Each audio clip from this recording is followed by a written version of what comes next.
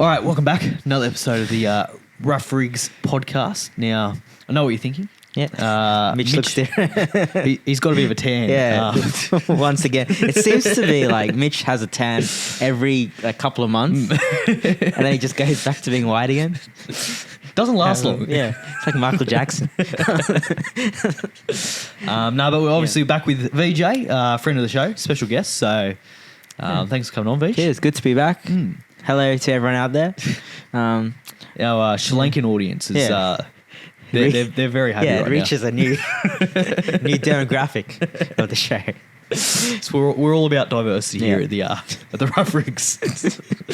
How was your weekend? We played a bit of cricket, didn't we? Yeah, we did. Got a bit heated. So yeah, it seems to be quite a recurring theme. This one over another pointless kind of thing. Well, first was the ball issue. Yes. Where they hit a ball into the school. Yeah. And then got the shits because we replaced the ball because we couldn't go into the so school. They didn't want they weren't happy that an old ball was used to replace the new ball. So for people who don't, I guess, follow cricket as closely, basically usually a batting team would prefer an old ball because the ball just goes nice and straight. Not like a new ball which might move in the air. So that's common logic. Their logic was that we want a new ball. I don't know, maybe to test themselves a bit more.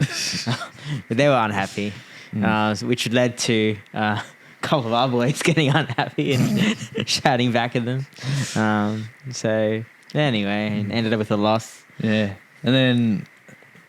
we had Shui, very good run out, just touched his foot. Touched his foot, and then they were sort of querying that a bit as well. Yeah. They didn't want to go. We basically called it a bunch of cheats. Which didn't impress them. Yeah, really. No, then they were trying to hit us with the bat. Yeah, that also seems like quite recurring theme in LMS cricket. People charge at others with their bat. But to be fair, I guess in a fight, you're holding a bat. You might. I was toe to toe with him, and then he just starts lifting his bat. I was like, "Go on, mate, bring an extra piece of equipment." Imagine if they had that in the AFL or NRL, like people just holding bats. Imagine Origin. Yeah. Jesus. Well, you can bring out the corner flag, maybe. Actually, you can conceal weapon. Conceal weapon. Someone comes. Maybe that's the next trainer debacle. Trainergate. The trainer comes out with a cricket bat. I'll be keen. But yeah, that's the end of our LMS season. We needed to win. Hope other teams lost, but we didn't even do our own. None of the things happened. We batted well for a while, kept up with the rate. We had a good partnership. Yeah. A good proportion of that was wides down the leg side. But yeah, then you got out and I got out. And I'd say about 70% of our runs were wide. So. Yeah, but that's what you have to do. You have to stay in. That's what it's all about. Yeah. But anyway, I guess my season continues with my Sunday team. We topped the table, won again on Sunday. But because of all this rain, they've made it. Previously, number one gets a double chance. Yeah. Now it's just 1v4, 2v3. Yeah, right. And unfortunately for us, the fourth team is probably the second best team in the comp. They just didn't get the jersey points and those kind of stuff. Yeah. So we come into them. We beat them on Sunday, but only just, despite them only having 6 players on the field. We almost choked to chase 110. So it's a bit of a warning sign that this could be a bit of a dicey game. In 2 weeks, there's no game on the 24th. Oh. Which they could have just had the semi-final. Anyway, LMS loves to make sure there's a match every week to get the funds. Except for the week rolling. that they don't have any games. As in some of the teams are playing some make-up games, but it doesn't change the top 4 complexion anyway. Yeah, right. So that was like last year. I think we had an extra game at the end of the season. Some dead rubber games. For the match between who was going to finish 5th and 6th or something. They like to keep the games rolling. It's ultimately a business. But to be fair, it's a pretty well-run business. Well, it's pretty well-organized. Profitable. Yeah. So anyone keen? Last man stands. Ambassadors AB de Villiers. Come join. Come play. Don't worry about them. Yeah. Go to the workers instead. Yeah, we'll look after you. Separate things. There's a summer comp. If Will's team needs players, workers. Seven Hills, and we're not short of players. Not yet. Yeah. Ask us around Christmas time, and we probably will be. But yeah, You'll find out 2 days before the season when half your team comes over to work. Just keeping it under including wraps. myself. Maybe Keeping it under wraps for now. Yeah, Just, with the right offer, I'll be there. it's very World Series cricket about it. Yeah, Yeah. Invitations under the doors. yeah. They worked in 1980, and it'll work in 2025. Did you get up to anything else? Just cricket? Yeah, a couple of like catch ups with mates and stuff. Got some. Where did we go? Epping got some Korean. Pretty decent feed actually, near the Coles. So yeah, I'd back Epping, back Eastwood if you want your Asian food. What else did I do? Yeah, but otherwise pretty laid backish kind of weekend. Couple of the mates I play. One of the mates I play tennis with is in China. Right now he's gone just on a holiday. Yeah. Otherwise tennis is usually probably the big part of my weekend. I was watching a lot of AFL. So this is probably gonna draw some hate or disapproval from you, Will. Yeah, I spent most of my footy time on the weekend watching AFL. Because the season is really heating up. It's heating up, really intense, good games. To be fair, as we'll go through, there was pretty intense games in the footy, rugby league as well. So it made a bit of a flipping, a lot of TV flipping. Doing the old KO split screens. KO split to a side. But I mean, AFL, I've been really, as a kid, AFL was almost my number one. Yeah. Then I went to NRL a lot. Now I'm back into the AFL, and I'd encourage people to give it a look. Yeah, I won't be doing that. Yeah. There's been some. I know, Will, you're not a fan. You use some words to describe the AFL, which I can't say on the potty. But we can. Mitch isn't here, so yeah, true. Everything goes. Everything goes. But it was a pretty good weekend of sport, really. A lot of stuff happening. A lot of stuff. Yeah, no, I went and got some donuts on Sunday. That was of course good. you did. Yeah. The shout out to Donut Tempe. They yeah. Are you sponsored? No, Oh, but yeah, they're just good donuts, Oh, and they deserve a shout out. So Yeah. Oh. yeah. How, like what's your go to? Just the like They have like the boars. Yeah. And it's like loaded with. They've got the one that I like is the Golden Gaytime one. Oh, okay. It's like Speaking of AFL. it's like a caramel sauce. Yes. And you get your nuts on it, and Yeah. and there's a white chocolate sauce. It's very good. Yeah. That sounds like, I don't know if you're describing a donut or something else, but I guess it works. Anyway, check them out. They're great. I promise. Let's get on to our drink of the week, because Mitch isn't here, and I don't know if you've noticed, but the last couple of weeks he's been a bit of a killjoy with our drink of the week segment. Oh, has he? He's going through his health kick kind of stuff now, so he doesn't want to drink anything, he doesn't want to eat anything. He's a bit boring, Mitch. Yeah, so he seems to be prepping hard for the season. A true professional. Which they don't have it work. Work is eat what you like. We don't have a preseason. Yeah. We don't have a season. So this looks. I don't think we've trained in 5 years. Yeah. And you still won premiership. That's it. That's what. Yeah. That's the key. But yes, I've gone out and I've got the McDonald Land drink. Because they've got that meal going on at the moment, which is just like a normal meal, I think, but like overpriced. Yeah. But it's with this drink, and it's with, you get some collectible card or something of something. Anyway, but this is a drink, and I don't know what it is really. There's like some cream and some stuff on top. So let's get into it. Yeah, a bit of like a white sauce kind of thing as well. So we'll get into it. Hopefully it's decent, because it was like, they're like $8 each. They're a bit pricey, the old McDonald Land shakes.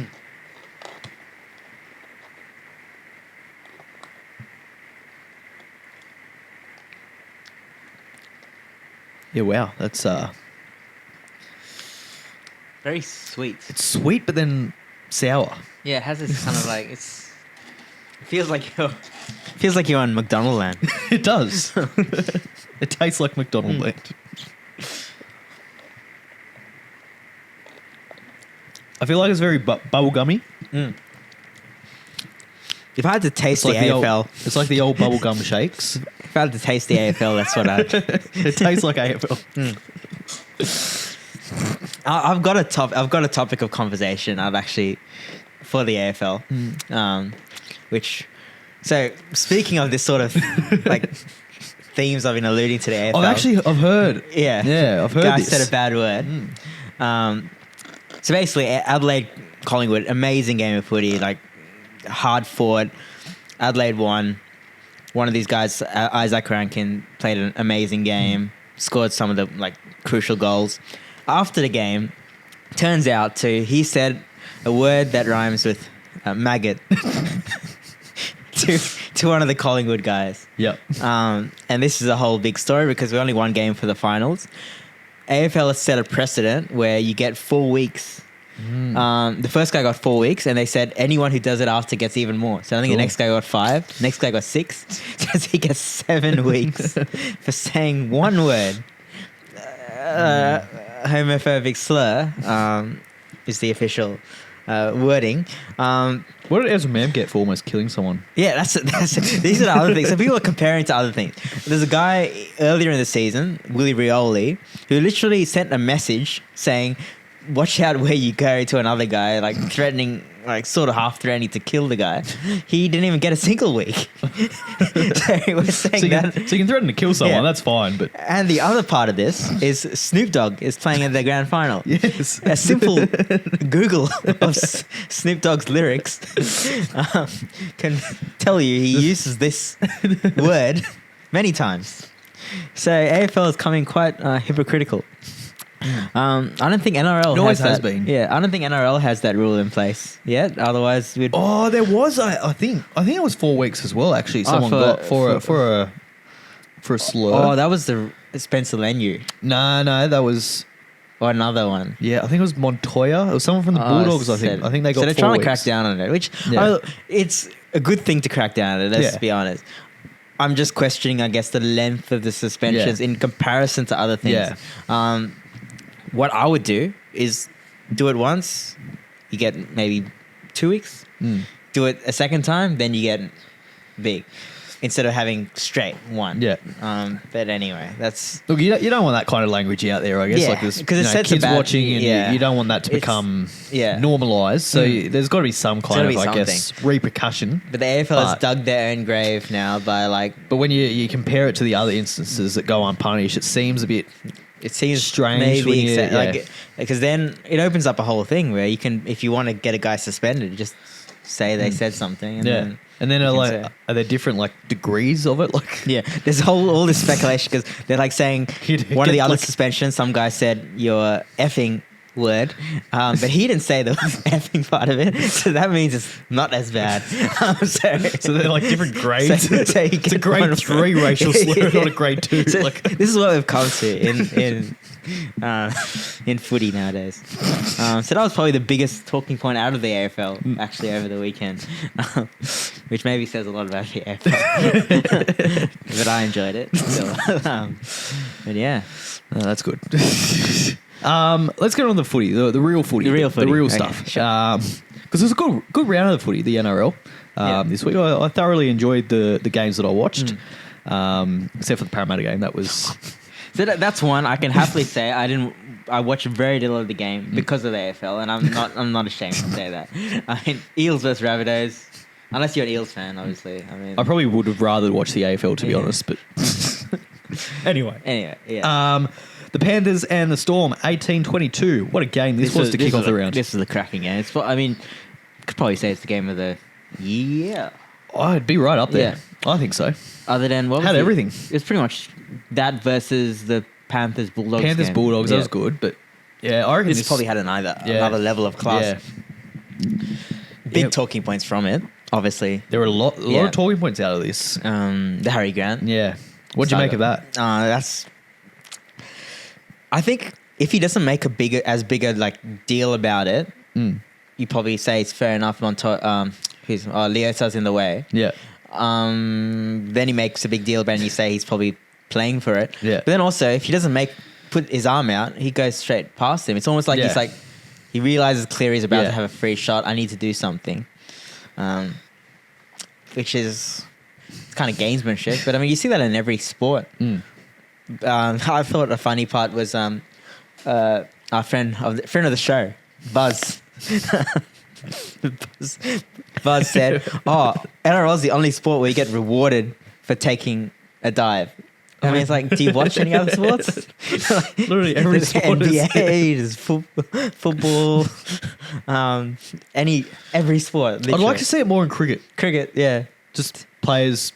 I don't know how would it work. I mean, imagine if Sam Constas took a dive when Virat Kohli. He could have gone down. He could have gone down. That would have been clutched his shoulder. That would have been a story. We see, I mean, like, even obviously it's not taking a dive, but in cricket, people will do things to try and influence decisions, right? Yeah. Like, say if you're batting and you flick a ball on middle stump, you don't stay there to have the umpire have a good view of the thing. You sort of move across the stumps to make it look like it went down leg. Yeah. So even little things like that, or like you push and nick a ball outside, you sort of just try and look away and something like that. So people do. It's a natural thing for any sport. People Maybe they should start diving after like they nick one. Yeah, just like dive to the side of it. That'll throw the umpire off. But I say you can't really like complain too much about ground. I'm more complaining about, I guess, the bunkers, the one who's supposed to have a look at it. The problem is the ref blew it real time. Yeah. I'd rather see him let Cleary finish the shot and then let's have a look. I think that's the thing. Like once the ref gives that a penalty on like live, you can't. It's very hard for the bunker then to overrule it. Whereas if he let it go, I think Harry Grant initiated the contact, which is why I don't think it should have been a penalty. I think if Leota moves and makes contact with Harry Grant, then different story. But I think he was pretty much still, and it was Harry Grant that initiated the contact. There was another one also in the Knights game. Yes. Where who was Jake it? Arthur. Yeah. Another friend of the show. friend of the show, friend of reserve grade about to be as well. But yeah, in the midst of his awful game, he initiated contact against someone, Jackson Purdy or someone. And then Dane Gagai had a No. Dane Gagai then was complaining at the ref about it, and the ref was just like, "I've made my decision, Dane." But he didn't get the penalty. Yeah. It was pretty much the same sort of thing. But one is Harry Grant and the other is one of the worst 5'8" in the comp. Poor Jake. Probably a bit harsh. But his dad was a good coach. That's what he's known by. But anyway, I think on balance, it wasn't a howler of a decision. You can't say that. No. You can't say that it was like It wasn't blatant. terrible, blatant, bad call. Yeah.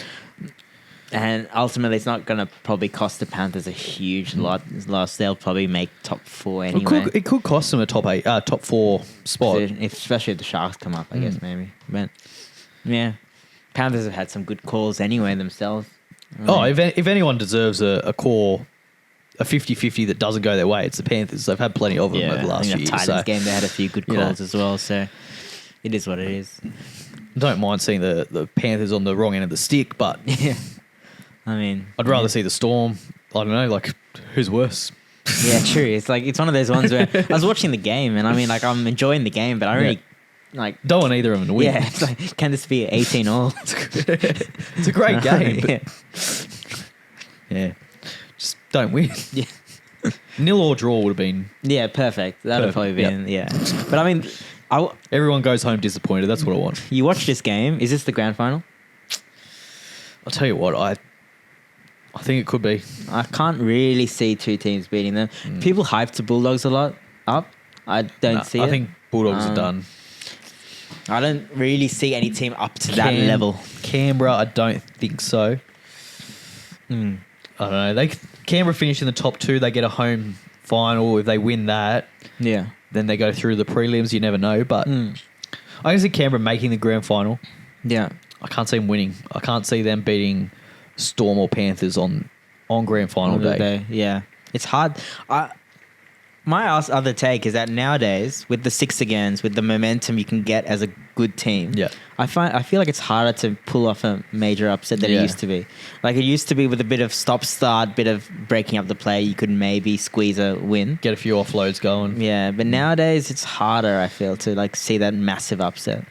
The ruck's just so important these days, whereas before you could kind of go otherwise. If you don't win the ruck, you can still win. Now it's no chance. Brisbane, before the most ridiculous like double injury thing I've seen ever, I reckon could have on their day had a shot.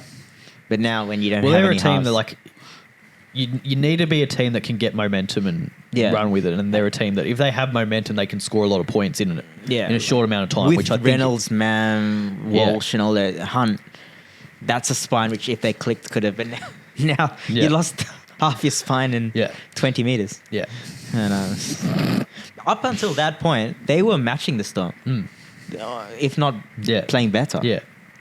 Yeah, well, if they go and win that game, all of a sudden everything's different. Different situation. But we'll get to that game as well. That was a good game. Yeah.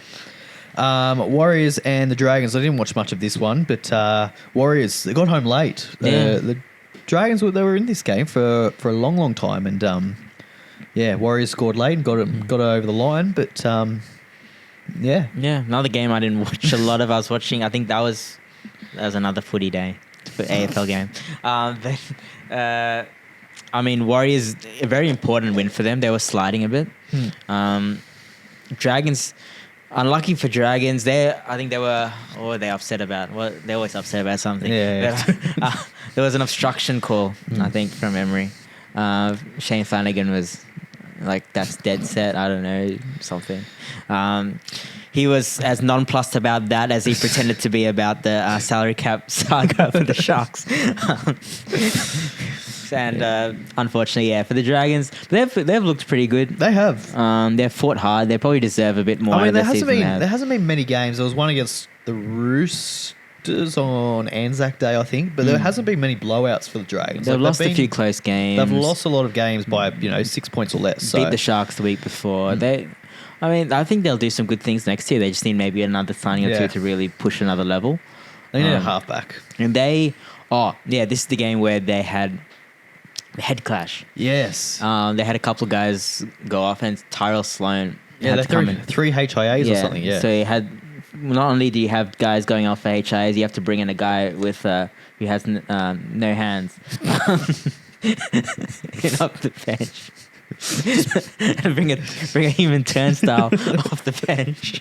So you're effectively playing with another less guy as well in defence. To be fair, I think he played well in this game. This Sloan, did he? I don't know. There you go. That's our insight. I give him a bit of hate, but like he's quick, but there's not. It's about all he's got for him. This makes stupid decisions in defence. Yeah, and then he does all the celebrations after. Like, he's a guy who will let in 2 tries, score 1 try, and then do a celebration like he's the hero, which kind of annoys me. Another great game, the Roosters and the Doggies, 32-12. The Roosters getting over the line here pretty comfortably in the end. Tubo was great in the air. That's a cheat code. It is. It's. I mean, Parramatta tried it with Lomax. It didn't have the same effect. It's becoming Tupo to main extent, but Xavier Coates, I was going to say actually as well. Tubo doesn't have feet for hands, so that helps. He'll take it. But that's another sort of thing. Is, do we need to change this? People in the past have said, catches off pump should be worth 2 points or 3 points or 4, I think that was Alex McKinnon. He came out and he's like, if you score a try off a kick, it should be worth less. I don't know. Alex McKinnon. Alex McKinnon. Yeah. It's jokes I can make about that.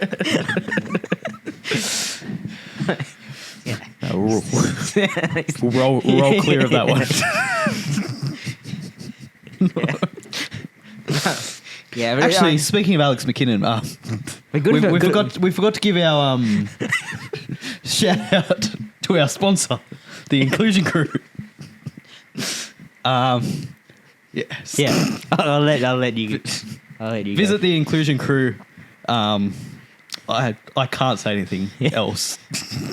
So just visit them. They're great. They do great things.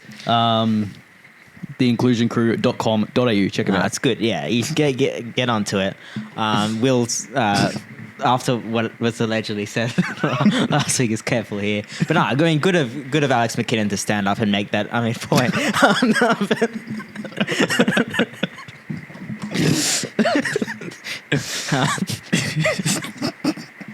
Yes. But my question is, you got guys like Xavier Coates attacking the ball. Yep. On a bomb, and the defenders defenseless because they can't. I don't think take them in the air. I don't think they should ever have changed the rules where you can't tackle a player in the air if they're in the act of scoring a try. I think that's because now you can't. You have to just literally stand there and let him take the ball. Yeah. And I get it; it's for player safety and all of that, but I don't know. And it used to be so what they were doing, defense was doing, was let him catch the ball then tackle. Yeah. But now kickers are putting it right on the goal line, and they can't do that because he comes down with the ball and scores. So it's effectively a free try if you put it up there. And is that really that like creative with the ball, that kind of stuff? Is that what fans want to see? Like it just becomes a get the ball to the middle and just chip it to... Have your 5 tackles and then kick it to the winger. It doesn't feel like a good constructed try to me. Yeah. It's obviously a nice kick, but it's not really doing much for me. Yeah. I don't know. But you can't obviously change it in the middle of the season. No. So, I guess... But I don't know. What do you do? Surely you have to move Toto out of... why you got the shortest guy... That didn't make sense to me. But maybe they moved Carraz pre-game from the winger to Mark Tupou to the other wing. Yeah. And Carraz is a tall bloke himself, good in the air. He still doesn't help. So I don't know why they swap wings, because he would have originally been marking Tupou, but then they changed. So very strange coaching from Serrato, but anyway. And I mean, the Toto Coates one is it's a non-contest. It's no context. Well, Toto's 5 foot? Yeah, you must have got Alex McKinnon out. I'll stop. I'm a couple of springs in the wheels. But anyway, theinclusioncrew.com.au. The Sharkies, your guys. The Sharkies 54 up against the Titans 22. Another good game for Richie Beno. 22 of the best. 22 for 22. You'd be happy? Titans started okay. And then just all collapsed. Gave up? Yeah, basically, it looked like. I mean, I don't think they're pretty done. Des Hasler's also done. That should have probably... I think he should have probably gone last year. Yeah. I think it seems to me as if he's sort of... I'm not run out of ideas, but sort of just like... I think he's lost the dressing room. Yeah. I don't think I don't know. They need something young, fresh coach, really, like with some new ideas pushing forward. It just I think that's the thing with the Titans team, the way they're playing. Like Desi's, he's always been a defensive-minded coach, and then he's come to the Titans where their greatest strength is their attack. And I think when he first came, he tried to fix their defense, and then it just wasn't happening. So he kind of gave up, and he's lent into the attack more, but it's just kind of... It's not... I don't know. He's not an attack coach. If you got 54 points getting put on, you're not going to win anyway. No. Who was the coach before him? It was not... there's been a few. Yeah. Whoever was before... They were building something. I can't remember the name, actually. Garth Brennan was Maybe, one. Yeah. There was someone they made after the finals. him. They were building. Yeah. But then you see Desi was like the premium, like celebrity coach. Who, yes, was so good at Manly, but it didn't do much at the Dogs. Who were the Titans coaches? Because they have had so many. I remember John Carter had the first one, and then there was a few between. Because there was a period like every second year they had a different coach. Oh yeah, Neil Henry was there. Garth Brent, Luke Burt was coached him. There you Luke go. Burt's coach. I think he was the interim coach for a couple of Where's he now? weeks. I don't know. He was coaching the Eels under 20s when there was the under 20s, and then was meant to be a good coach, but I guess not because he's kind of gone. John Justin Cartwright. Holbrook. They were building something. I thought they were building something. I thought he was a decent coach, Justin Holbrook. Had a great win percentage of 37%. But my also take here is that I don't think, and I'm happy for this to get replayed at some point. I don't think Gold Coast teams in general will ever be very successful. Long term. They never have. Like, it doesn't matter what sport. Because they're just as a place, it's a tourist destination. Yeah. It's not a place where people like get embedded and watch footy and like go out for footy. They don't have You've got the Surfers Paradise beaches. I mean, you're not going to like really like strongly get behind a team. You're not going to have like a great junior base, are you? Either. Yeah, like you're not going to have. You don't have that grassroots. They've tried it so much. They've tried it with the Chargers. It failed. They tried it with football. It failed. AFL. Finally, the Suns are going to make their first ever finals thing since like they've been in the comp since 2014 or something. It's I don't think long term. I wouldn't be surprised if come to this in 15, 20 years. They were good when they first came into the comp. I remember like 2008, 2009. No, Preston Campbell. I could see these teams like hanging around making finals and something, and eventually they might lose a bit of interest. They might lose some funding, and then they'll end up getting moved to somewhere. Yeah.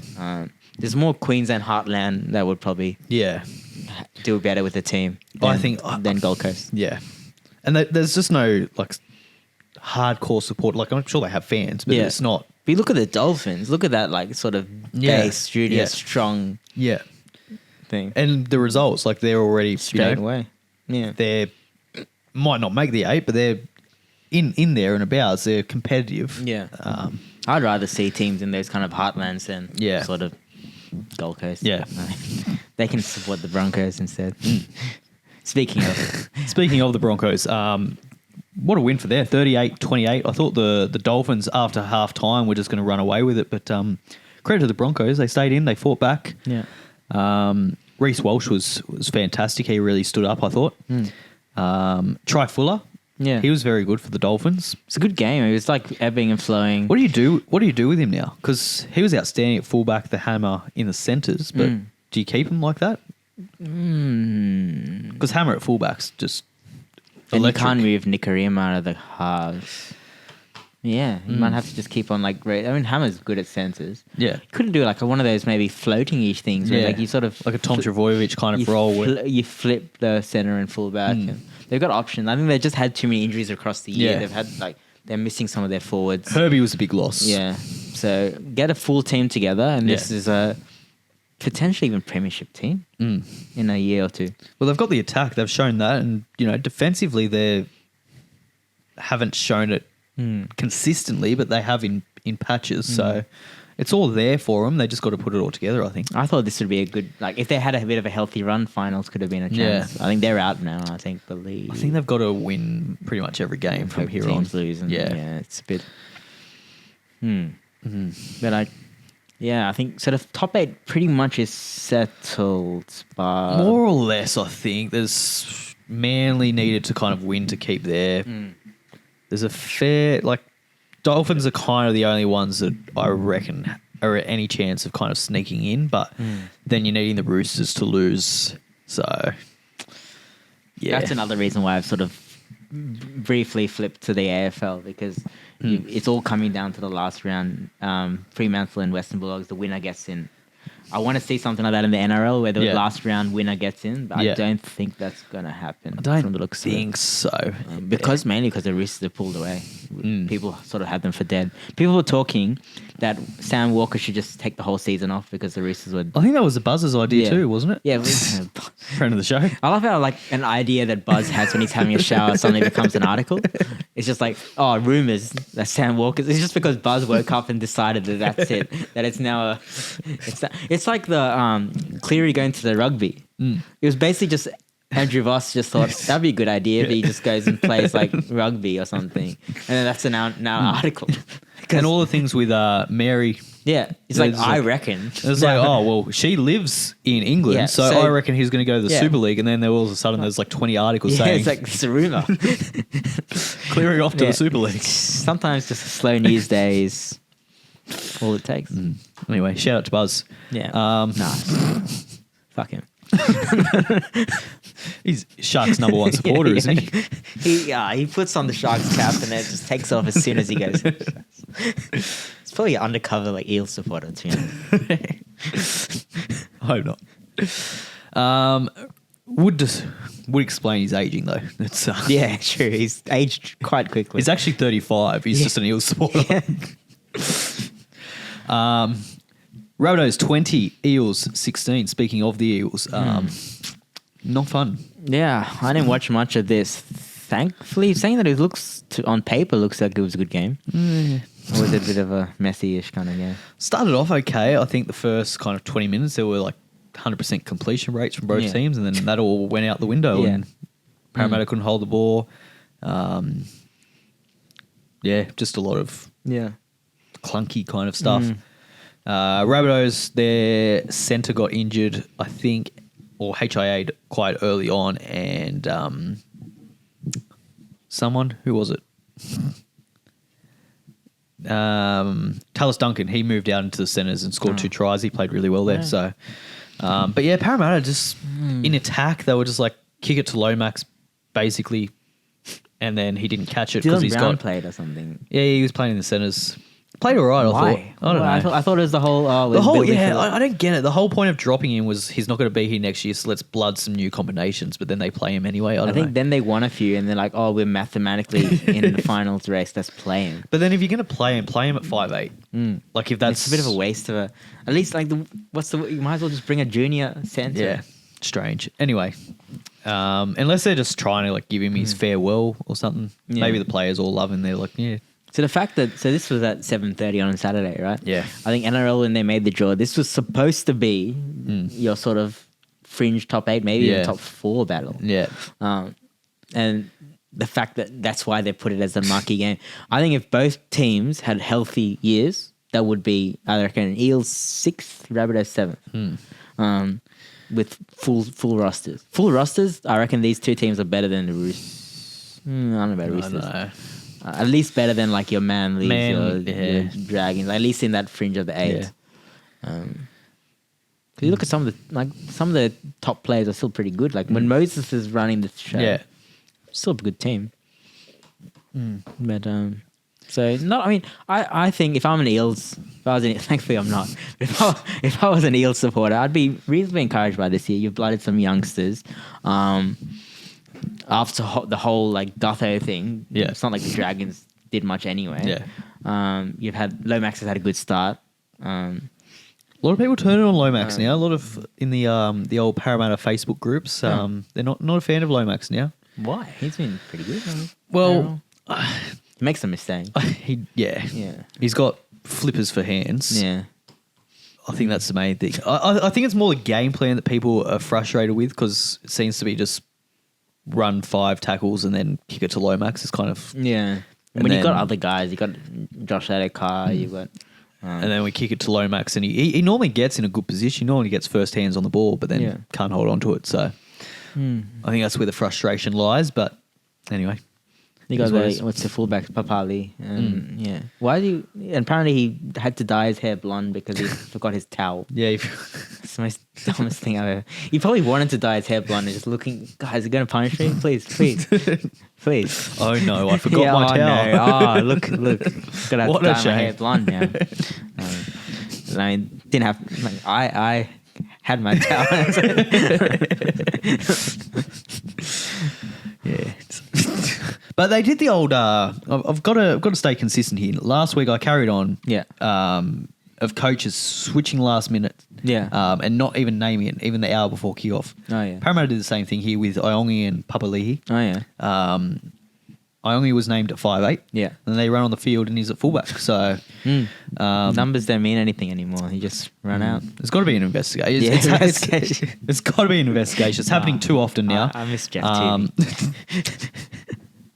Someone's got to be held accountable. It's disgraceful. It's not on. And thankfully, for anyone that thought Iongi at fullback's a chance, at 5'8's a chance of scoring, thankfully he did score. Yeah. Otherwise, it could have been a disaster. True, yeah. The thing is, they do that, but I guarantee you Sportsbet would have known. They would be the first. Well, it would have been better odds though at 5'8. Yeah. So it worked out well if you jumped on Iongi. But anyway, I'll leave that one for now. The Tigers 26-12. Manly. Jeez, they looked awful. Manly, yeah. Cherry Evans looks gone. Yeah, I mean... Tom Travojevic at fullback just looks awful. He's messed this up badly, Cherry Evans. Yeah. He should have... He sat on it thinking... And he thought he would have like offers flooding in. He should have sign something to paper, and then you'd have a nice maybe 2-3 year contract somewhere. But now it's people are looking at it as like, this guy's probably not. I can't see anyone offering him any more than 1 year. Yeah, The way he's playing. who's offering him 1 year? I'm kind of thinking. Apparently the Roosters. I don't think the Roosters will go for it anymore. Nah. So I don't know. I feel like I laughed so hard if he has to go back to the Titans after the whole backflip thing. It'd be quite funny. What a way to end his career. Up there with Desi. You could. Well, Desi's gone. Maybe. I mean, it'd be a fitting way to end. He should have just probably gone another year in Manly. Well, that was the whole thing, right? Because they offered him 1 year instead of 2 years. Yeah, I think Manly have done the right thing. And then, well, it did, it's one of those things you cop a lot of hate as a thing. But imagine if you had there's like video game rating things and you can see the decline. Yeah. His actual rating, if you statistically analyze it, it'd be coming down. Yeah. Someone like if his name wasn't Cherry Evans and it was you'd move him out and then Jake Arthur. Yeah. And he's playing the way that Cherry Evans is. Yeah, you'd be just like, he'd be playing reserve grade. Yeah. So yeah. So Jamal Fogarty which is a pretty. They have the backs and everything to play. I mean, the way Fogarty's playing, I'd say that's an upgrade. I thought, Yeah. I think they couldn't make some noise next year, but this whole last few year, they've had at times premiership caliber. They've got a good team. They've had a lot of injuries. Nothing. They've had a lot of injuries in the forwards this year, but their forward pack's been good. They've this year, they weren't got strike second row in Ola Kawatu. Yeah. You've got gun wing centres. Yeah. You've got the pace of Saab and Kula. Trbojevic, the brothers. Yeah. So at least, in the last few years, they should have done something. They should have made a prelim at least. They've done nothing. They've had problems within the group, problems against the board with the whole rainbow jersey thing. They've really wasted this. I think Seabold isn't a great coach.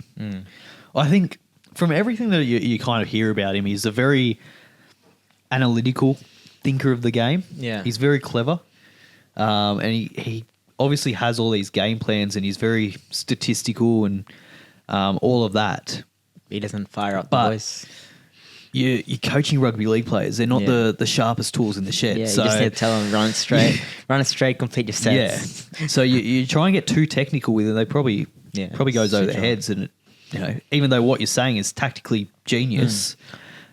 It's no point if no one's going to follow through with it. I can picture him giving this sort of tactical masterclass. You got everyone just sitting there on their phones switched up, and Cherry Evans is the front of the seat taking notes. Is the only one sitting up straight. Sitting up straight. Sir. So you haven't told us the homework yet. I think he'd be the one to remind Seabold. There was homework you didn't check. Do you reckon Cherry Evans goes into coaching? Probably, right? I reckon. Yeah. Politics. It could be. Backflipping. He'd fit in well. He'd definitely do that. Well, he's the president of the Rugby League Players Association. That's a gateway into it's politics. It's a slippery slope. Yeah. Can't go any worse than Mal's political career. Yeah, I was just gonna say, if anyone hasn't seen it, go to YouTube, look up Mal Meninga political career, or words to that effect, and you'll see the full 45 seconds of it. It's one of those ones I watch once a year. Every time I see him mentioned in the news or something, I just search it up. Yeah, have a look. It's a press conference that doesn't last very long, and that's it. I don't know how that actually happened. How did he not? I think maybe how did he get to the point where he's having a press conference to announce that he's running for, and then he decides politics? No. I think maybe, and then 30 seconds later, just quits. He just all must have. You can see the moment it hit him like a ton of bricks. It's just nah. It's what the fuck am I doing? I can't do this. I can't do this. I feel like it started off as just him taking the piss, and then someone said, "Oh, let's do it," and he just thought, "Oh, it'd be easy," and then he just. Wait a second. And then he got there, he's like, wait. Yeah. this is what's not going on. And, just had an out-of-body experience. Hopefully he doesn't have that when his first press conference for the Bears. Okay. But yeah, the Tigers went well. Tigers 26 looking points, up. So Technically speaking, No they're still spoon in for the them. running, right? I think, yeah, mathematically, yeah. But no spoon for them. So good season for them in the end. I mean, people were talking, Benji's out, Benji's gone. Yeah. At the start, they've come up, and then they've got Pierce Paul. Yeah, he'll be a good signing. And then they'll keep on building. I think you'll see. I wouldn't be surprised if they do a similar Panthers thing, have a couple of premierships. And like they've got Builder Juniors through, and then they'll go on a run. I can't see him winning comps. You reckon? Yeah. Nah. In a few years? Get a few more people in. Maybe. Signings. Behind Benji, behind Luai. I think they need a controlling halfback. Yeah. I don't think Luai is a 7. He hasn't convinced me as a 7 yet. He's been okay. That's why they were really hoping Lockie Galvin would be that guy. I think he's made a bad choice. He's left to someone on the up. Kind of. It seems a bit sort of impulsively. Yeah. But we'll see how that plays out. It'll be interesting because he hasn't done much for the Doggies. So yeah, I mean, at this point, I don't think the Doggies fans are overly thrilled with the signing either. I think at this point, you'd almost be tempted to just be like, you know what, let's revisit this next season. Get Sexton in. Let's have a they were doing so well with Sexton. Like the attack was firing Marnie, and then they've changed it all, and it's not. I don't know. They're playing different. I'm no styles NRL coach, but I know that'll shock you. But it's one of those ones though. But I mean, long term, probably obviously Galvin's the better player, peak wise. I get it. I get the signing. If it was from next year onwards, I just don't understand bringing a player into halfway. a system that he's not familiar with.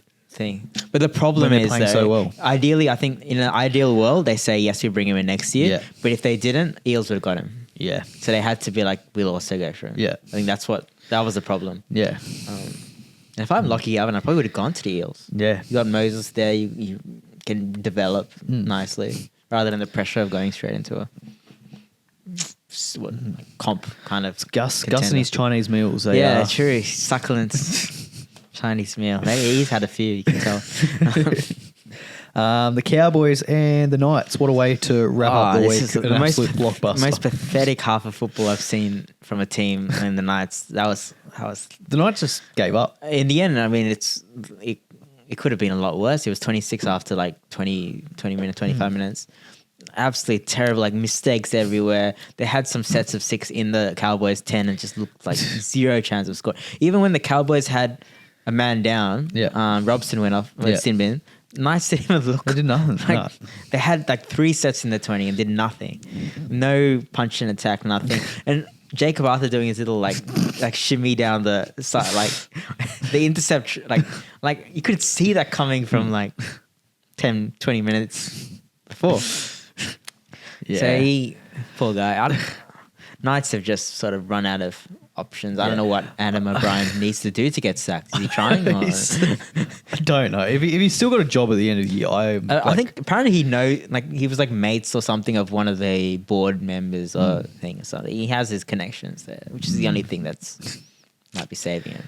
Well, apparently, like the payout's massive as well if they sack him. So he's just sitting. He can sit there and do nothing. So it wouldn't surprise. He's probably trying to get sacked. Yeah, because you get sacked, you get paid out heaps. Yeah, true. He's just doing his best. Nothing. He's doing his best too. It's better than the dole. I mean, these are pretty like long, like hardy fans that have been showing up every home game. They're still getting big crowds at Newcastle. So they started the season with some good defense. They deserve better. It was looking like they were doing. And even something. until like probably 20 rounds in, their defense was still there. Like they're still, they were still. Their attack was awful, but they were still kind of showing up in defense. Now the effort's not there, and that's got to be hard to take as Newcastle fans. And you can't really see a future in terms of the youngsters there. Like as in, I give the Eels shit, obviously, but like this, you can see the development there. You can see what Jason Ross is doing. Yeah. I can't look at this team and see where it's going. No, you look in 5 years and you think it's probably going to be worse. Yeah, like the money that they've spent on Dylan Brown. All the eggs right now is in Ponga. Yeah. But if I'm Kalen Ponga, why am I staying? But it's not like they were better with Ponga in the team either. Like this, it's not. He didn't really. add much to the team, and Dylan Brown they're spending a lot of money on, so that's a huge chunk of your salary cap on a couple of players that they're not game managers. I don't know. I don't know. It'll be interesting. I can't really see them changing around for a while. The Knights. It's one of those teams which, with Dylan Brown, their peak is a 6, 7, 8 or something. Bottom first round exit. So which is not where you want to be really. So and Cowboys also showed that they massively underperformed this year. Yeah, you look at some of the players they have. Well, they've got half their team are Origin players. Yeah, it's a massive disappointment. I think they'd probably be the biggest disappointment out of the teams to not miss state. Yeah. They should be a top 8 team without a doubt. Yeah. If anything, they should be fighting for a top 4 spot, I think. But anyway, they're not. Todd Payton has one more year, I reckon, and then goodbye. If he doesn't. I think so. Yeah. Let's get on to this week. Round 25 already, so getting close to the pointy ends. Might use my joker this week in my tipping comp, so I've got to kept it up my sleeve. Sure. I think I have one left as well. Rabbitohs, 15th position on the ladder, so they're looking like they're going to avoid the wooden spoon, which is good for the bunnies against Dragons. So a bit of a rivalry between these two teams. Yeah, like charity shields. Yeah. It's prestigious. Very prestigious. That always used to excite me though, because the season's coming. Yeah, I used to love it as a kid because it was like actually televised. It was before they had the trials games televised, but they had the charity shield. Like, so I was like, now we're back. I can watch it on TV. Yeah. So, but I mean, this is not the charity shield. It's not a bit less. Yeah, not quite as important as that. Yeah, it's. I mean. What do these guys have to play for? I think the Dragons probably have a bit more to play for. I think there's really still a mathematical chance. Yeah, maybe faintly. But I mean, they're sort of building. They're the ones who are probably building a bit more to next year. Rabbitohs half the guys are injured anyway. Except they're playing for Alex Johnson to get his record. He needs how many? 4. 3. Did he score on the weekend? No. So he needs 3 to tie, 4 to win. I saw the Souths put out a media thing saying don't run on the field, which I mean it's like one of those things like don't run on the playground. I mean, I hope it happens. Do it. They're going to do it. But you have to say don't do it. I really hope it happens. Will happen. It'll be good. Yeah, or like because the AFL have had those moments with Buddy Franklin kicking his 100th goal, 1000th goal, or whatever it was, and everyone running on the field. I'd love to see something similar in the NRL, but. Hopefully it happens. Yeah, true. Buddy Franklin can happen twice when he hit 100 in the season and then when he hit 1,000 for the Swans. Yeah. People just running on. Can't stop. Once one guy runs on, you can't. What are you going to do? Fine everyone 5K? Well, I was hoping Steve Smith got his 10,000th run. You were going to run. I was I was ready, but that's what I reckon. Like 10,000 runs. If I'm going, people are going to follow me, and then that's the more risky thing I think in cricket. I mean, people are just like. What's he doing? Steve Smith wouldn't have been happy. He would love it. No, he'd be overwhelmed, I think. You've interrupted his moment. Like, you interrupted his focus. It'd be sensory overload for him. He wouldn't be happy. It's like, he'd be thinking about it all. This does not happen. It'd throw out his routine. Yeah. It'd take him half an hour to get back into his bubble, and then no run. That's minus. Both of them actually. But I reckon the Dragons win this. Yeah, I think Dragons are the better team, and they'll. It's one of those ones where you don't know how the teams are going to show up. Sometimes they might show up flat, not having a lot to play for. But you think the Dragons. Yeah. It's a good game. This could be the game around this one. Panthers and the Raiders. At Mudgee as well. So good game for the Mudgee locals. Yeah. I think the Panthers will win this. Yeah, I think so. Just think Raiders might have a little bit of a down game here. Yeah. I just reckon. I think they'll be in it for the first kind of maybe 60 minutes. I reckon Panthers run away. Fade away, yeah. It's one of those ones in Mudgee when you play a game in like far-flung out in the country. Anything goes. It's hard to... Country rules. Yeah, it's hard to... Like, teams could maybe be a bit, like, flat or whatever. It's a bit... You never know. But Raiders are used to the cold. They are. Yeah, so, going out of the cold. Ricky, I don't know how he's going to handle the country. We'll be fine. There's probably not even a commentary box, coach's box there, so he'll be riding his element. True. So, Ivan won't know what to do. Yeah, true. He likes to sit up there. The trainers might be fine, like running under the... Yeah. if they have any left. I think they're all suspended, aren't they? I think Panthers win. I think it'll be a good game, though. I'm looking forward to this one. I'll be working, actually, so I won't be looking forward to it because I won't be able to watch it, but... Kayo replay. But yeah, I don't know. Actually, I'm leaning towards the Raiders now. I'm thinking about Ricky. About Ricky on the sideline. Just him being on the sideline, yeah. And I'm thinking if there's no box, I don't like the look of Ivan. I can't picture Ivan on the sideline. True. So I don't like that. If he's gone, he might not even come. No, he'll stay at home. He'll have a heated blanket on. He'll have hand warmers. I reckon you get Nathan Cleary to captain coach. Yeah. He's not showing up in the cold. Get the trainer to coach. Coaching anyway. Pretty much does, I think. Storm and the Bulldogs. Another great game. This tell you what. It's a good round. Good round. Yeah. They don't have this in the AFL. I think Storm are going to be way too good for the Dogs here, actually. I think they're going to put on a clinic. Blows out. I reckon this blows I think out. they're going to be right up for it. Craig's going to have them ready to go. Yeah. And I don't think the Doggies are going to be able to match them. Yeah. I reckon, I think it blow out with Lockie Galvin just scoring one try. just will he score like when the game's in the balance? Yeah, no. Or he'll score at the end, like 78th L. minute. Galvin, 72nd minute. To make it like 38-4. Yeah. And he'll throw the ball up.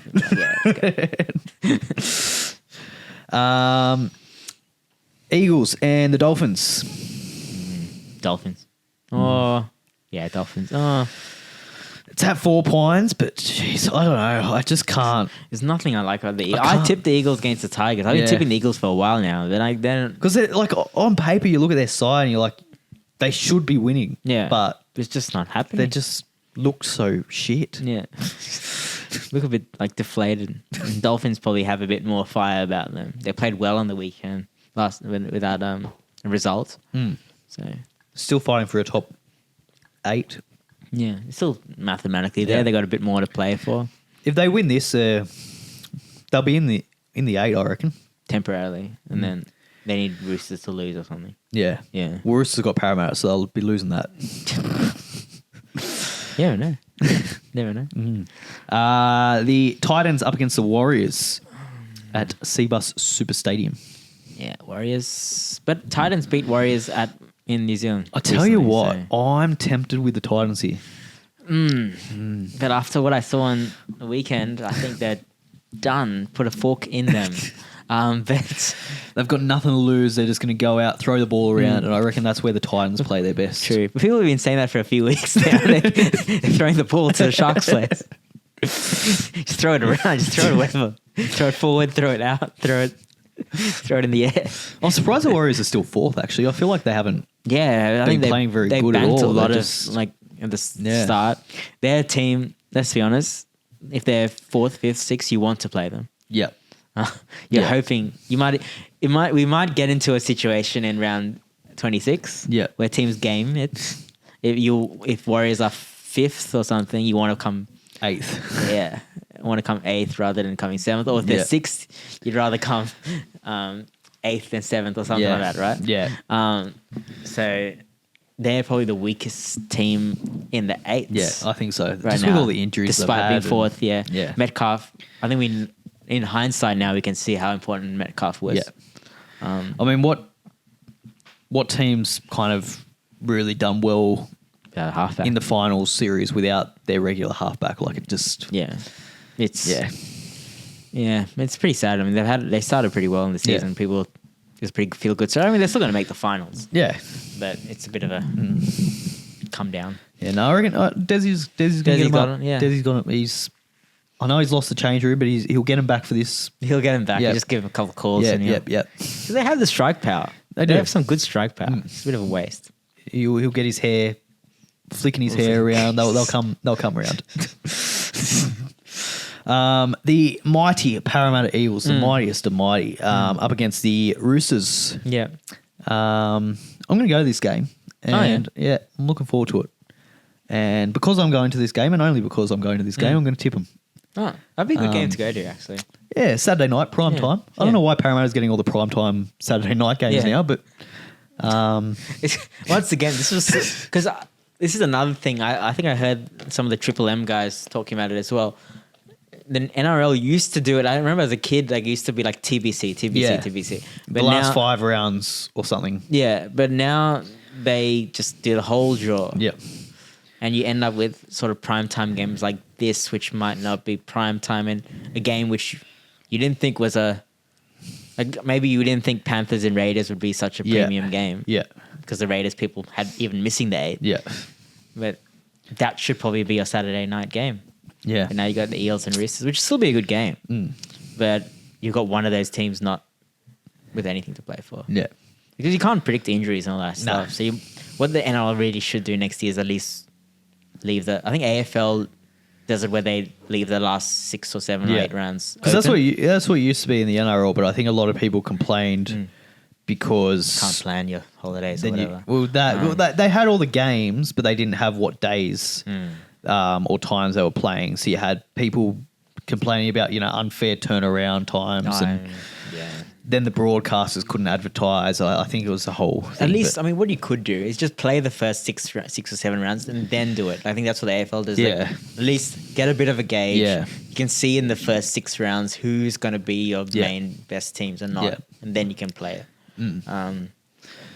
Because also, look at this, the next game we'll see. You got a Sunday Arvo game, which is another nice spot game, and you got the Knights. Yeah.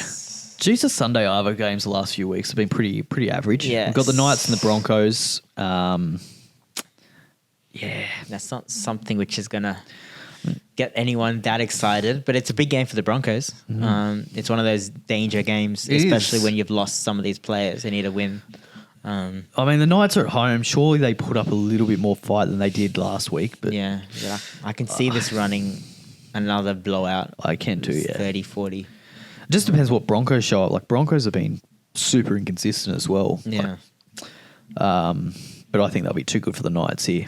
Yeah. The final game, another blockbuster, the Tigers and the Cowboys, the old John Bateman Cup, they're calling it. Don't know who, but... But, as much as I'd like to hate on this game, it's at Leichhardt, which automatically makes it a nice game to watch. It does actually. And Tigers will be up. I might tip the Tigers here. Yeah, I think that in Leichhardt, the way they've been playing top 8 worthy football. I reckon I've tipped the Tigers twice this year. Yeah. I don't know. I just can't get behind. It's just recent memory bias. It's just engraved to me. The Tigers are shit. Just never tip them. But I think at Leichhardt against the Cowboys, I think they'll be good. It's a 2005. 2005 grand final rematch. I remember watching that and seeing the flick pass, and I was like, that's probably one of those ingrained in my memory ball moments. And the mighty Sharkies, they got the bye this week. Hopefully get the 2 points. Hope so. Don't know. Yeah, it's never guaranted in these things. No such thing as a guaranteed 2 points. Who knows? Say a couple of bad words, you might get that taken off you. Yeah. Yeah. So that's the footy. Yeah. Done and dusted. We'll talk about a little bit of cricket because there's been cricket going on. Yeah. What's the... Oh, it's done. No. Australia need 36 runs from 102 balls. They're 7 wickets down. Who's in? Mitch Marsh is still in. Mitch Marsh is still there. He could. How many balls left? 136, 102. Yeah. Oh. What this has shown me is that Australia can't play quality spin. Jeez, Maharaj has had a day out. He just ripped through them. And it's not like the ball was turning square. Yes, there was some spin in the wicket. There must have been something for the spinners because Travis Head got 4 wickets. Yes, but a lot of those were hold out on the boundary. Right. But then Zampa only got 1. There was stuff for the spinners, but it wasn't crazy. And then it's just some poor shot making, skidding through from Australia. Inglis went back to cut a ball. He's been a bit off in form the last few weeks. Inglis, I don't know. I think he started so hot that people are talking about him as like a top world class batsman. I don't know if he's that level yet. I think there's work to do with this batting lineup, but there's obviously people to come in. Has Steve hasn't retired from one days. Steve Smith's retired from one day days. as well. Okay. So Maxwell's also retired from one day. Yeah. So and this is where you miss those. They're big holes to fill. Especially Smith. He ties. You talk about that middle order collapse. He ties that middle order together. True. So this is not a World Cup winning top 6, 7. No. You need another. I don't know why they keep going with Aaron Hardy. I don't think he should be anywhere near the Australian team, to be honest. His bowling has been awful the last few games. I do not rate him as a batter or a bowler, to be honest. He's one of those ones. If you look at him, it's a classic all-rounder test. Is he good enough to get in the team as a bowler? No. Is he good enough to get in the team as a batsman? No. Yeah. So then you're like a bitten pieces kind of player. Probably better off picking another batsman. Yeah. And getting... But I think eventually they hope that one of Green or Marsh will be bowling or both. And then you don't need all these like all-rounders. Yeah. They're just kind of bits and pieces cricketers. You need probably another gun batsman there. Yeah. But it's who? Well, we have Marsh and Green bowling. It's a very 2020 bowling lineup as well. There was a bit in the wicket at the start, I think, to like try and use that new ball. But obviously Hazelwood's there. But Dwarshuis, I know he took some wickets late, but didn't look threatening at the start. Well, I'm guessing Cummins and Stark are getting rested. Yeah. So I think when you bring them in, it's a better looking side. But yeah. I don't know. It just really looked very out. Like, it looks from hindsight, I thought they'd win the game at the start of it, obviously. But I'd like to see a Short or a Mitch Owen, someone like that. Yeah, they all. I mean, that's the thing. They're all there. Yeah. But then Short got injured. Yeah. Owen probably would have been there. He got concussed. Yeah. There was someone. Lance Morris would have played. So they've had a few injuries. Yeah.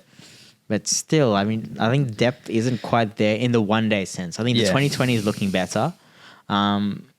Test is obviously still strong, but also the depth is a bit lacking. But one day seems to be the one that slipped through the cracks. Yeah. Well, I guess they don't play a lot of one-day cricket. Like, I think the list... there's no domestic one-day cricket, or much of it. It's not anymore. Really a big thing. I think that's... People aren't playing enough of it. So I think they just kind of throw one-day and T20 together, and then you lose your kind of one-day specialist players. Like your Dave Hussey, like back in the day, he was outstanding in the one-dayers. Yeah. You don't have players like that coming through now. Like you need that sort of... You either got your T20 specialists or your test players. There's not really that one-day format for people to aspire to want to be. True. I mean, I draw it back to like a Michael Bevan. That was a joy to watch Michael Bevan. Just like, he is a guy, if he was here in this team, he would have like handled that chase, just knocking singles, building it. Like, look at Carey. First ball, he went for... an audacious sweep, lap sweep shot. I mean, it'd be interesting to see Michael Bevan, if he was coming through today, how he'd adapt his game, how he would kind of be, whether he would be as prominent. Because obviously back then, one-day cricket was... You chased 250, 240. Yeah, and it was prominent. Like, it was something for people, like they wanted to play one-day cricket. I don't think there's many cricketers nowadays that look at one-day cricket as... somewhere that they want to get at. I think they look at playing T20 cricket, and I think they look at playing Test cricket. I don't think one day has that same appeal that it used to. The thing which is a shame because it's probably my favourite format to watch. He would be in the Test cricket. He would be in the Test. He would be in the Test side for sure, though. Bevan would. Yeah, as in like he was a gun Test bats would have been, but he just didn't get the chance because he had the world's greatest players in front of him. A few questions for Australia to answer, I think, out of this, and I think. But also, South Africa is really building a good squad in all formats. Yeah, and this is not even their top side as well. They're also missing some guys. So like Rabada didn't play. I still can't get around the cricket in August. Just doesn't work for me. It's not the summer. I like it that they're taking it up to the top end. Get people like. These regions, you don't get much international cricket at all. I remember they used to have one with like Bangladesh used to go up there, but at least they got a good. That's before Bangladesh became a good side. I think that's the thing. I think we played Zimbabwe a couple of summers ago, and that was I didn't mind that because it was Zimbabwe, and I was like, oh, that's something new. Yeah. Whereas South Africa, you reckon South Africa should be playing like the MCG, SCG? Yeah, that's true. But like that, the crowds in Darwin were good, full crowds. The only thing is, having get the commentators out there. That's my other. Oh, that's ridiculous. Yeah. I hate it. That's like one of the worst things that I can't stand. During the Big Bash, if they're commentating, and you can tell straight away because the ball goes up and they're all carrying on that it's a 6 and what a great shot. Or like when Max will hold out, it's like, oh, Maxley with the whip pitch and it just goes barely over the circle. It just ruins the sort of vibe of it. Then they were trying to pretend that they were there. Yeah. And then I think the camera loses the ball. And, Kerry O'Keefe let it slip a bit. He's like, oh, up in the top end, it's great for fishing. And people at home are like, wait a second, up there? Aren't you there? You're not there? But I think shows how Fox is sort of struggling a bit, trying to cut costs. Cost cut. Yeah. They've lost the rights for a lot of things and probably trying to save some money. It's not like during the Big Bash when they had like the Test and Big Bash going on simultaneously and they couldn't get commentators to certain parts of the world or country. Yeah, surely you can get. Yeah. There's no other cricket going on. Like I know you got Howie who's doing both AFL and NRL. But I mean, not AFL, NRL, AFL. They've got enough commentators to get rid of Howie. Yeah, just keep Howie at home. I mean, it's not no one's going to lose any sleep over that. Oh no, where's Howie? Can't watch it now. Son's crying. Bring back Howie. You got anything else to touch on? Oh, jeez, there's ghosts. Have you been getting around the 100? No. Not at all? No. Any more than you have the IPL? No. So nothing. No. I watch a little bit. I think it's a novelty. It's the most ugly scoreboard score panel that I've seen in my life. It's got so much going on, many balls and runs. I like to. Having watched cricket for most of my 30 years of life, that I like to know the overs and the run rate and that kind of stuff. Just keep it simple. Like I wanted to do the mental maths to have to work out a runs per over, and because there aren't any overs anyway. It's just 5 balls. Yeah. So this is an unnecessary thing, but there's been some decent cricket being played. I don't think it's going to catch on. I think maybe England started with hoping that it will catch on like it did with 2020. But I don't think it's going to catch on. Saying that, I mean, it's effectively what we play, LMS. Yeah. So anyway, we'll see how that goes. I mean, and then the Caribbean Premier League is also starting as well. Raheem got some wickets, took some wickets. I might have to watch that. I wasn't interested, but you said Raheem. Yeah, because you're not going to see him in the Big Bash. No. So there's a couple of 2020 leagues going on.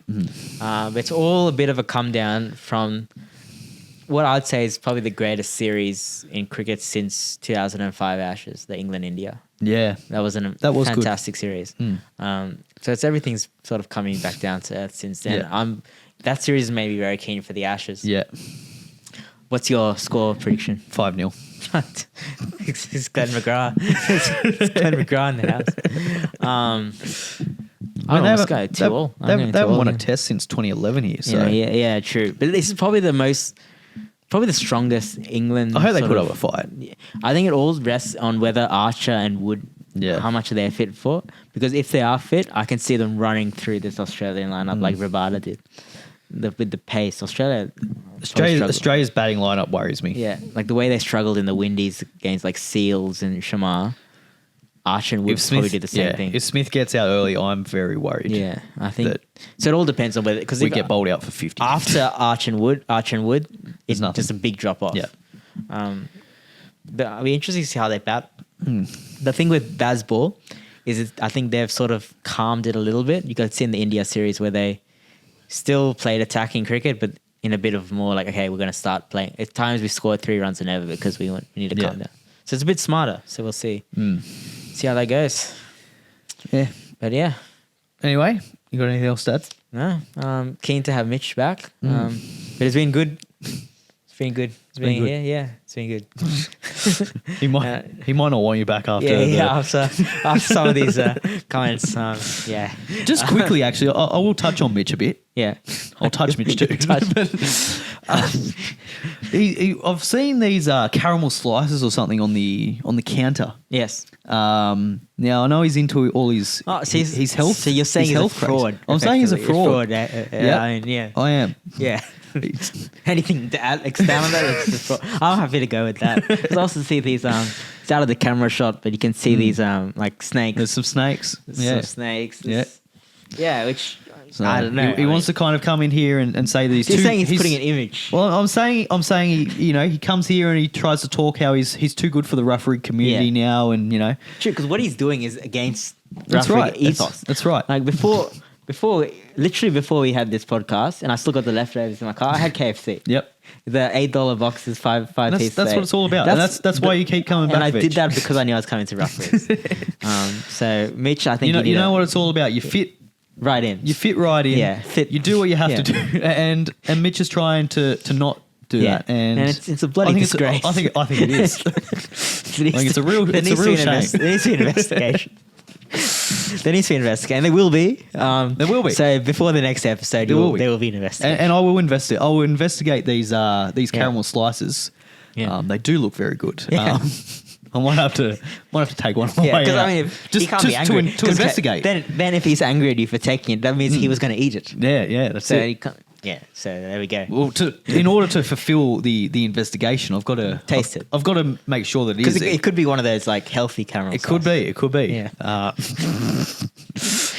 So just thought I'd bring that up because the image that last week he came on here. He's like, oh no, I can't drink the drink of the week.